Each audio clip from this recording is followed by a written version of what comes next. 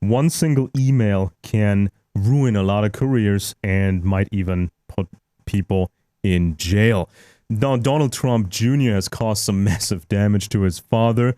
This is now the biggest story everywhere. You probably have seen the emails that have been published. Donald Trump Jr. was setting up a meeting with a Russian woman, hoping that this Russian woman could provide dirt on the Clinton campaign. And this was all part of Russia's effort to get Trump into office. And now, of course, the Democrats are screaming bloody murder. They're saying this is collusion with the Russians. This could be treason. This could be all kinds of things. The Trump people have lied under oath, and, you know, they could get into all kinds of trouble. Now, if you look at this objectively, you can clearly see how worrisome this is, but there's also a whole nother dimension to this that is not being revealed to you by left-wing media or the so-called new right-wing media.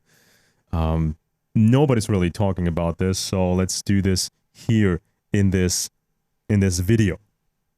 So how could Donald Trump Jr. be so stupid to put this into an email? Yes, he was busy. Yes, they were working very hard. And yes, it's not necessarily a crime if you keep your ears and eyes out there and look for some dirt on some other candidate, like Hillary Clinton.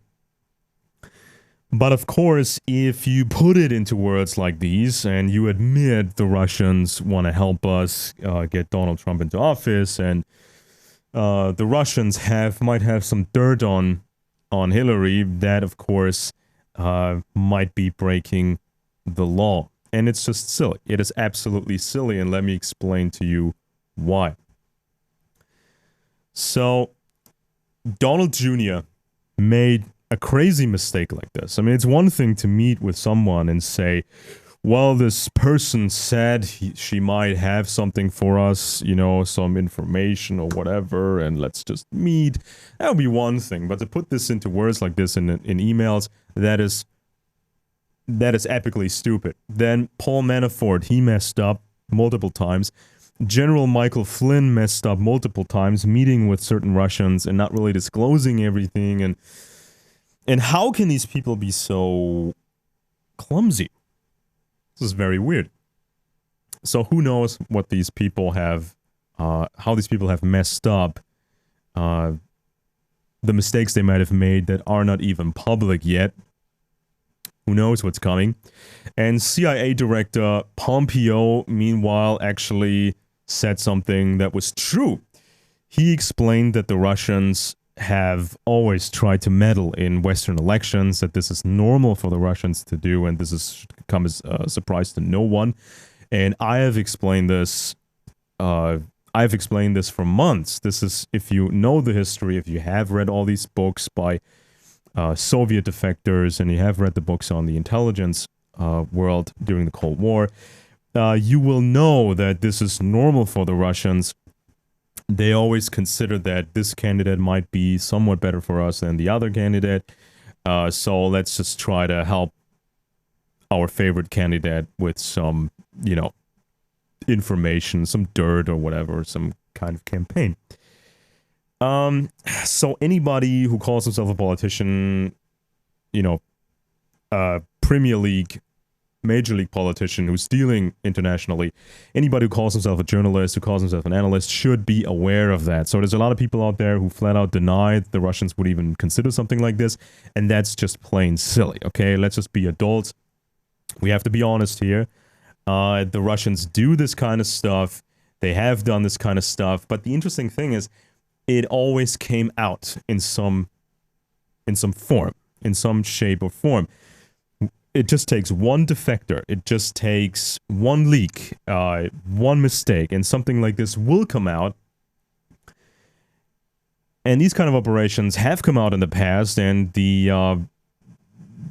Russian campaigns usually had no real significant effect on the presidential elections. So why would professionals such as Paul Manafort, Michael Flynn, and others, why would they even consider collaborating with the Russians? Why would they even meet some weird person who claims to have some dirt on Hillary? Why would they even get into all this when this means nothing but trouble, when it doesn't really work, it doesn't really get you elected, and it will come out at some point?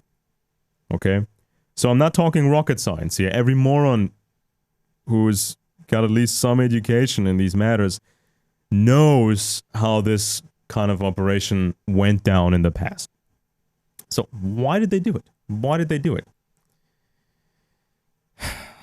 So let's look at this from a different perspective. Who has the damage now? Trump has the damage.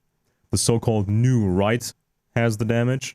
New right-wing media, Infowars, Breitbart, Drudge, they have the damage now. They're being investigated by the FBI. They're now being investigated by the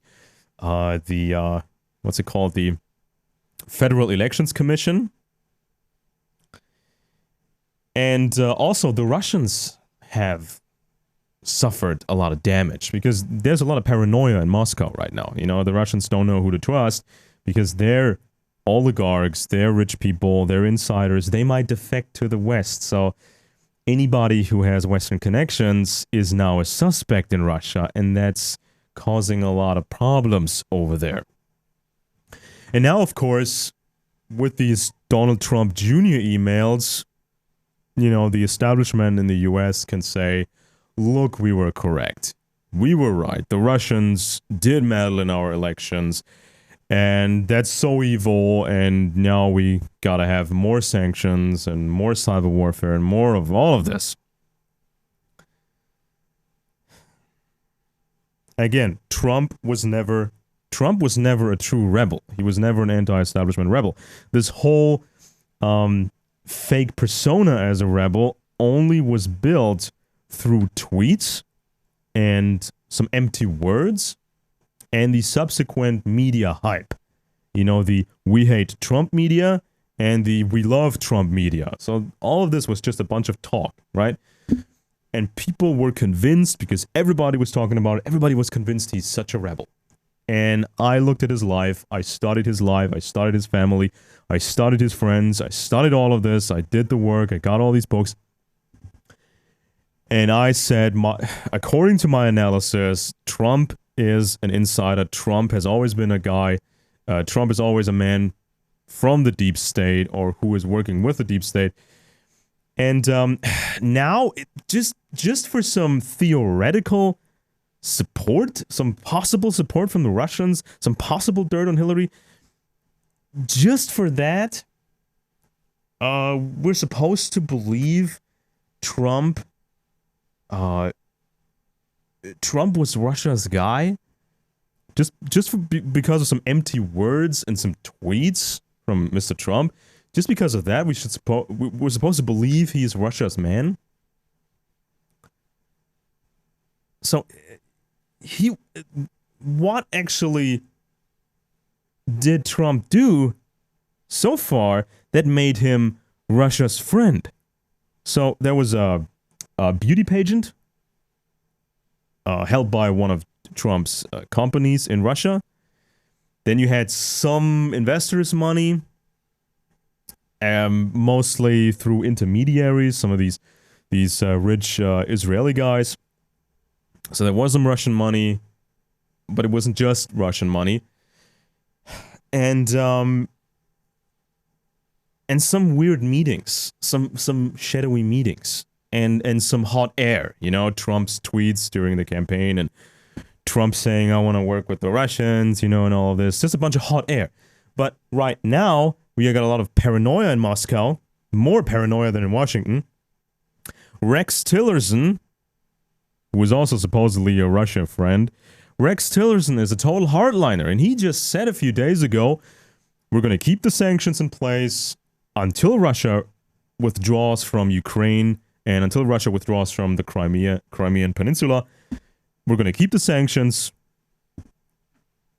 And Trump is now a hardliner on Cuba. Cuba, of course, Russia's ally. The oil price is still very low, still being kept artificially low by the Americans and their friends. So Russia's going broke. And now media reports say America wants to conquer the European gas market, right? American gas for Europe. And a few days ago, Trump was in Poland, promising the Poles, you're never going to be dependent, energy dependent again on certain countries, meaning Russia. You're never going to be energy dependent again on the Russians. We're going to supply you. I mean, this is basically a declaration of economic warfare against the Russians. Syria, the Americans, the White House is not, they won't let go. They just keep escalating this thing. They keep escalating this thing, which costs a lot of money for the Russians. So this is causing a lot of trouble for the Russians.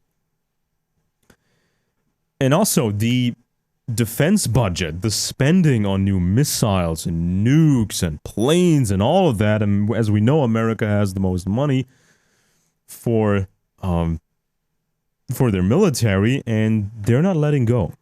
They're not giving the Russians any space, you know.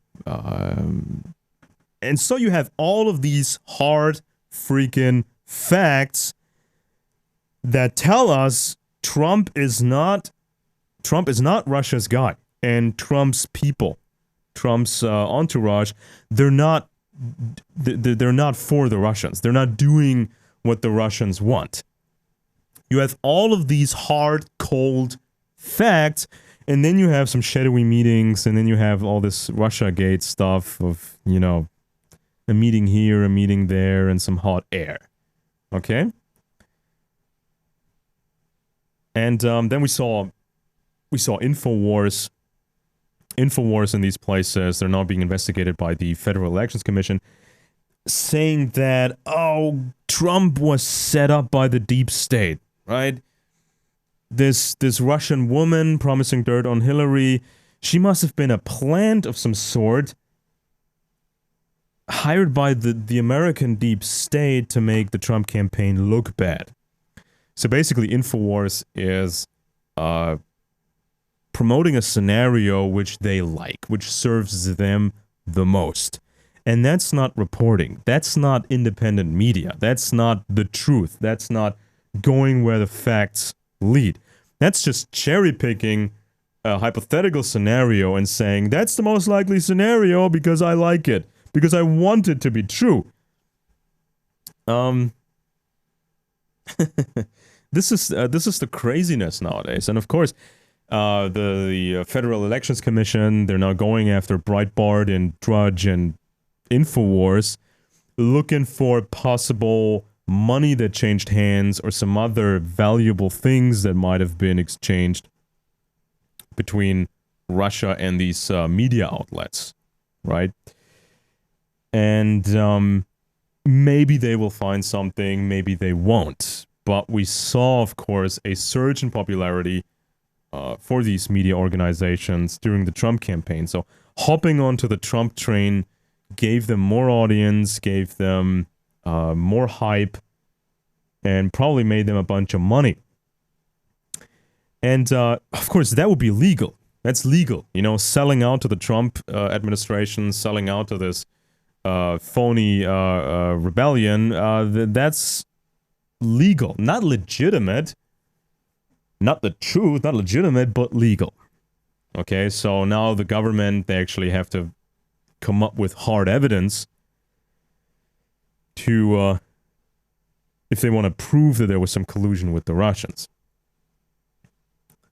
And, of course, if you know the Cold War history, if you know all the intelligence stuff that was going on, that's something the Russians would do. That is something that is normal for Russian intelligence, right? They find some people in the West, they recruit them, media organizations, media people, they recruit them either peacefully, you know, just talking them into it, or appealing to something, or paying them off, or and sometimes they recruit people by force. You know, they catch them while they're doing something they shouldn't be doing. and they blackmail them, or they set them up with some honey trap, or approach them when they're broke or when they're going broke, and offering them help. So, still, Trump's life, Mr. Trump would be something, or could be something like a CIA asset. If you look back, his powerful, connected lawyer friends in the past, throughout his whole life. Yeah, Trump, the international businessman with connections everywhere, meeting people, important people all over the world, moving money all over the world. That sounds very much like something the CIA would like. We have one of Trump's former associates, Felix Sater, being reportedly a collaborator with the CIA and the FBI. So he got off easy for some shady dealings, and in exchange, he had to work for these agencies. And Trump at some point was going broke. Nobody wanted to give him money. And suddenly, the Deutsche Bank gave him new money, saved his empire, and of course Deutsche Bank is represented at Bilderberg. And Trump's casinos at some point were saved by Mr. Wilbur Ross, who's also a Bilderberg member. So the question is, what did Trump have to do to get this help? And then also the Skull and Bones angle. I've been reading up on Skull and Bones history, and we have more and more people in Trump's administration that are confirmed Skull and Bones or probable Skull and Bones. So, for example, we have Mr. Schwartzman. In case you've missed this,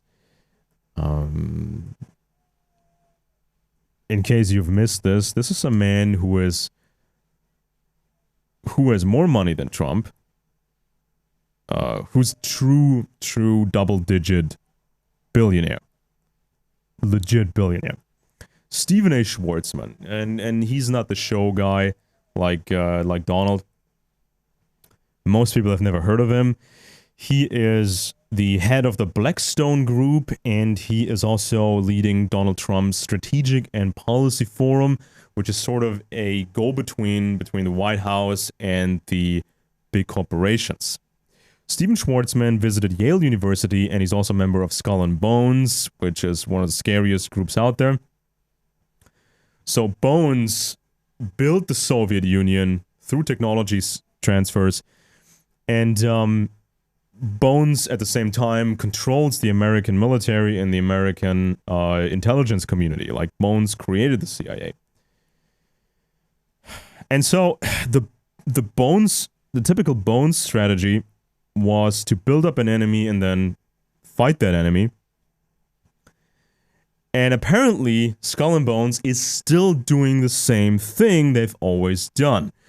So, Mr. Schwartzman, in the year 2011, was an advisor for the Russian Direct Investment Fund. So this fund had $10 billion and wanted to attract $30 billion more. So this Skull and Bones guy, this Bonesman, Mr. Schwartzman, he was, just a few years ago, helping the Russian economy. That is now, and Russia is now the big enemy. And another field, another country with a lot of Skull and Bones activity, another country has always been China. So Skull and Bones built modern communist China. And guess what Mr. Schwartzman has been busy with? He created a program in China called the Schwartzman Scholars. Kind of a hint towards the famous Rhodes Scholars. And he wants to train 10,000 people, 10,000 scholars to be active in China. And so the Blackstone Group, headed by Mr. Schwartzman, is an international finance monster with tentacles in many, many countries. So this is basically just a Skull and Bones vehicle. Mr. Schwartzman's partner, while founding Blackstone, was a man called Peter George Peterson. And these two knew each other back from the old days at Lehman Brothers Kuhn Loeb Inc. In 1967, Peterson was recruited by two of the most dangerous men in America, John D. Rockefeller III and the CFR head, John J. McCloy. Mr. McCloy used to bring American corporations to Nazi Germany, building up the German war machine, building up the industrial complex IG Farben, and then suddenly, during the war, McCloy was suddenly billed as an intelligence expert, and he managed, or co-managed, the famous Lend-Lease program, supplying Nazi Germany's enemies, such as Russia, with fresh supplies, thereby winning the war. And the war minister at the time, the United States war minister at the time, Henry Stimson, who is a member of Skull and Bones, was a member of Skull and Bones, he hired Mr. McCloy as an advisor. And McCloy subsequently created or co-created the modern Pentagon and the OSS intelligence agency, which then became the CIA. So this is this whole group. And Mr. Peterson, co-founder of Blackstone, Peterson became the head of the Council on Foreign Relations in 1985, succeeding David Rockefeller. And in the same year, with Skull and Bones man Mr. Schwartzman, he founded the Blackstone Group. So yeah, this is kind of the force behind Trump, right? They're managing things, and we see the same stuff happening again. Western parts ended up in North Korea's rockets, just like we saw before the last Korean War in the 1950s. Western parts, with the help of Skull and Bones, ended up in North Korea, with Russia as the middleman. Now China is the middleman. And that made the attack on the South possible, South Korea, and then America entered the war, even though they tricked the Eastern Bloc into believing America was not going to enter the war. So there's the Skull and Bones network behind Trump. And they're now pretty harsh on the Russians, and this is all escalating. But we're supposed to believe that Trump's people risked everything, risked their campaign, their careers, and their freedom for some possible dirt on Hillary. And yeah, we'll see where this is going with Donald Jr. and how much they messed up, working with the Russians. But just keep this in mind. There's this whole huge conspiracy stuff going on, and almost nobody is reporting on this, and especially places like InfoWars are not covering this. They're just making up all kinds of excuses. They're pushing scenarios which they like, which benefit them, and they're always trying to position themselves in a way they can later claim, we were right. So, we're going to keep watching the situation and keep you updated, keep you posted. Please support us on Patreon, like this video, subscribe, and comment below.